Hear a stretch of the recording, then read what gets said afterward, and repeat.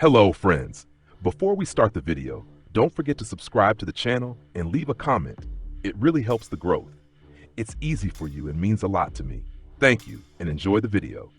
Today, we are diving into the world of Slavic mythology and demonology. Do Kikimoras really live in swamps? And what do they actually do? That's what we're going to figure out today. Our main character has many names. In Belarus, she is called Kikimora, while a slightly later name for her is Shishimora. If people didn't want to mention this evil spirit by name, they simply called her Susedka, neighbor. However, I'll stick with the most common and familiar name, Kikimora. The word clearly consists of two parts. The first part, Kiki, raises many questions and debates among scholars. Some trace it back to the Old Slavic root kik, which meant humpbacked or twisted, one of Kikimora's characteristics. Interestingly, in the past, burial mounds or small grave hills were also called humps, essentially humps on the earth. This might indirectly suggest that this character is linked to the afterlife. Another theory states that it comes from kika, which describes a bird's cry. Kikimora is often associated with domestic birds. Some even see a connection to the Latvian word kauks, meaning house spirit. And the most unusual theory takes us to Finland, where Kikimorko means scarecrow. While the first part of the name is uncertain, the second part, Mora or Mara, appears frequently in various languages and usually means the same thing, something lifeless, frightening, and dangerous. There is even a separate mythological character, Mara, a lower demon who strangles people in their sleep. In Slavic mythology, the name Mara was often used for spirits or ghosts.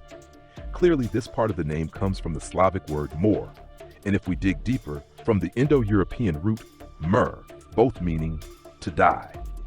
This means the second part of the name identifies Kikimora as a female spirit, clearly not belonging to the world of the living.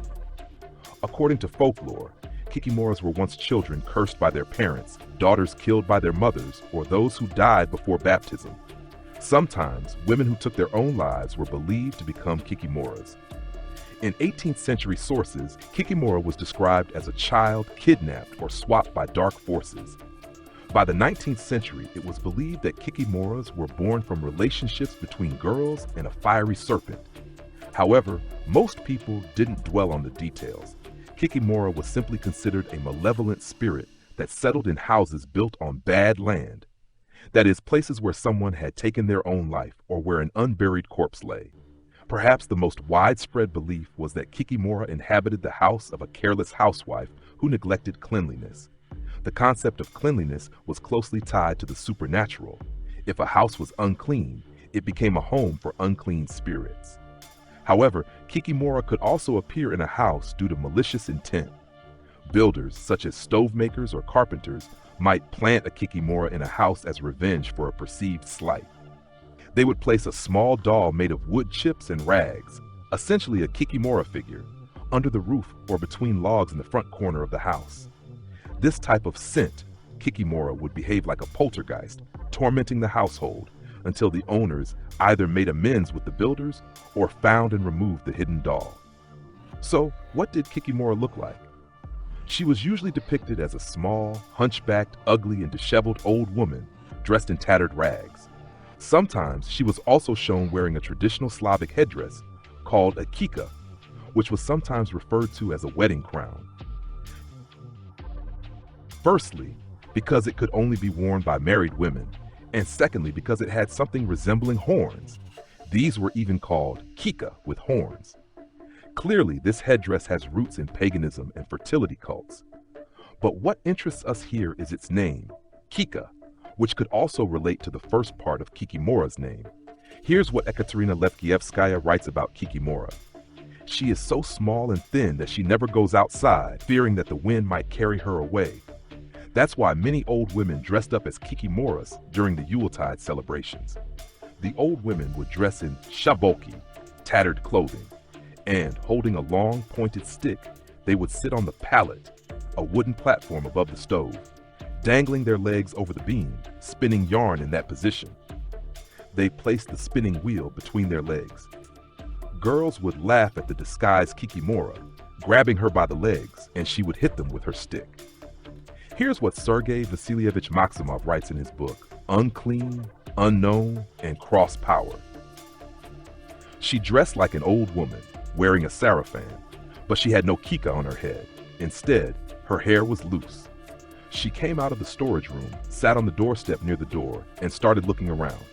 When she saw that everyone in the house had fallen asleep and was snoring, she went to her favorite place, the voronets, a wide board on which the pallet rested. She took the spinning wheel from it, sat on the bench, and began to spin. You could hear the spindle whistling in her hands throughout the house and the threads twisting and winding into the distaff. Whether she sat still or constantly bounced in one place, it was just her habit. If she appeared with a spinning wheel on the front bench, it meant someone in the house would soon die. Before a misfortune, she would start picking at lace bobbins, tapping them. If she didn't like someone, she would drive everyone out of the house. In different regions, Kikimora's appearance varied significantly. For instance, Kikimoras living in barns or chicken coops took on animal features. They could have a chicken or duck beak, and sometimes they even appeared in the form of a domestic bird. So where does Kikimora live? In most cases, she is said to dwell behind the stove, though sometimes under the floor. She is often placed in the right corner from the entrance, near the stove. That's where people usually swept the dirt before burning it in the stove, rather than throwing it outside to avoid bad luck. Everyone knows the saying, "Don't take the dirt out of the house." That's exactly where in the filth Kikimora lived. Sometimes she settled in the chicken coop, under the roof near where hens laid eggs, and even more rarely, in the barn. But of all these places, the most common residence of Kikimora was behind the stove. The stove in a house was the source of warmth and food, traditionally managed by the woman. In many rituals, the stove symbolized the female womb. For example, there was a ritual called rebaking children. A weak or sick child would be placed on a bread paddle and put into a cooling stove, symbolizing a kind of rebirth. So if the housewife was careless and neglected her household duties, a malevolent spirit would appear behind the stove, her domain. Kikimora would imitate everything the woman did, but with disastrous results. If Kikimora mopped the floor, the house became dirtier. If she washed the dishes, she broke them. Another key feature of Kikimora is her obsession with spinning. She loves to spin yarn, but she ruins it, tangling threads, breaking the spinning wheel, and generally spoiling everything. Some say that Kikimora unravels everything she has spun as soon as she finishes. And one of her most feared activities was suffocating sleeping people. She would sit on the chest of a household member, usually the one she disliked most, and press down, causing a sensation of suffocation. She never suffocated people to death, but she tormented them and prevented them from sleeping. Some scholars believe that this was how people explained the phenomenon known as sleep paralysis. Here's what Sergei Maximov writes in his book, Unclean, Unknown, and Cross Power. In the forests of Vologda, Kikimora is also credited with good qualities. She even favors skilled and diligent housewives. At night, she lulls small children to sleep, secretly washes pots, and performs various other household chores. With her help, the dough rises well and pies turn out perfectly baked. On the other hand, Kikimora hates lazy women. She tickles small children so much that they cry all night long, terrifies teenagers by sticking out her head with bulging, glowing eyes and small goat horns, and generally causes all sorts of trouble. A negligent woman, whose household is in disorder, has only one remedy: to flee into the forest, find a fern, dig up its bitter root, steep it in water, and wash all the pots and pitchers with it. Kikimora loves ferns, and such an offering might persuade her to leave the household alone. It was believed that Kikimora was always present in the house, but only revealed herself or made noise at night. However, she could also manifest physically, but only during Yuletide or on Christmas Eve, times when spirits from the afterlife were said to visit the world of the living. During Yuletide, she was believed to give birth to shushkins, small demons that immediately flew out through the chimney and lived outside until Epiphany, January 19th, according to the old calendar. People also said that Kikimora entered rooms through keyholes. To prevent this, they would stuff keyholes with bits of paper or leave keys in them. Looking into Kikimora's eyes was considered dangerous. So parents taught their children to turn toward their pillow or the window if they suspected she had entered their room. Under no circumstances were they to look at doors, cabinets, chests, or other open spaces. Those were the places where Kikimora most often appeared. Kikimora was also blamed for nightmares and was said to pull out people's hair while they slept. She also played the role of a harbinger of misfortune. Seeing Kikimora sitting on a bench with a spinning wheel was an omen of death in the household. Hearing her cry inside the home also foretold disaster. Kikimora was often accused of kidnapping children as well. Identifying Kikimora's presence in the house was supposedly quite simple. She left wet footprints on the floor. There were also Kikimoras believed to inhabit chicken coops or even barns. She was said to shear sheep's wool at night, braid horses' manes, and if chickens started plucking out their own feathers, people blamed Kikimora. In such cases, a common protective charm was the neck of a broken jug, which was hung on a string above the roosting perch. However, the most powerful talisman against Kikimora was the so-called chicken god, a naturally holed stone which was hung under the roof of the house as a protective charm. It was believed that if a household had such a stone, Kikimora would never enter. Despite all this, Kikimora was primarily considered a household spirit, often behaving much like a poltergeist.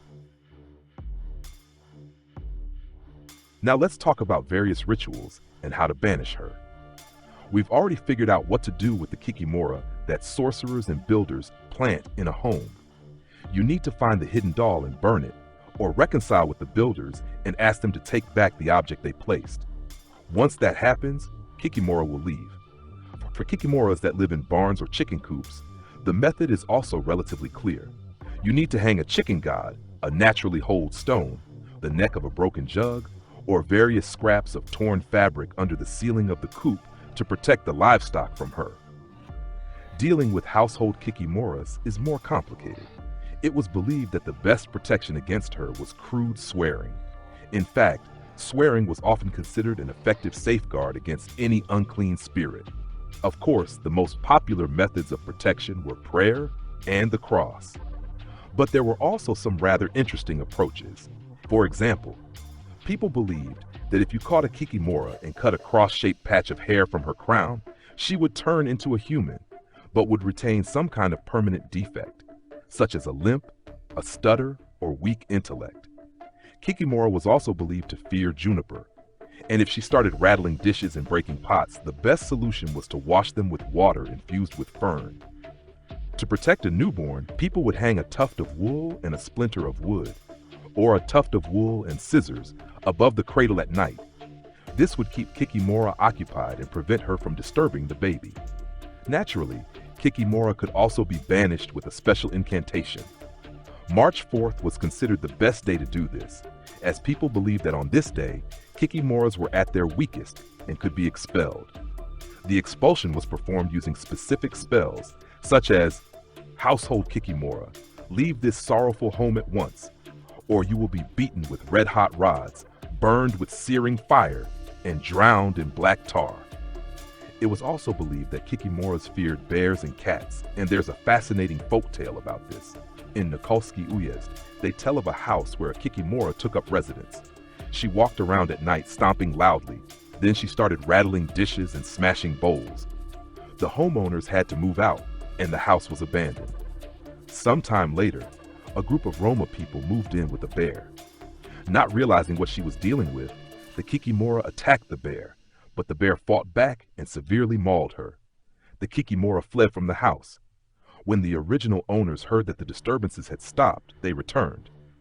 A month later, a woman, who was actually the Kikimora in disguise, approached the house and asked the children, "Has the big cat left?" "The cat is still here, and she's had kittens," the children replied.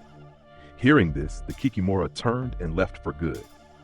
This tale is particularly interesting because the philologist Alexander Gura, in his book The Symbolism of Animals in Slavic Folk Tradition, uses it as an example to argue that the cat is a symbolic counterpart to the bear, and that this legend traces back to an ancient bear worship cult. Looking at the mythological Kikimora, I think her image in Slavic folklore is quite vague. She takes on many roles belonging to other household spirits, making it difficult to define her as a single, distinct figure. In my view, she primarily serves as a warning against lazy and careless housewives, embodying neglect and disorder in the home and yard. Over time, the word Kikimora even became an insult. What do you think about this character? Share your thoughts in the comments.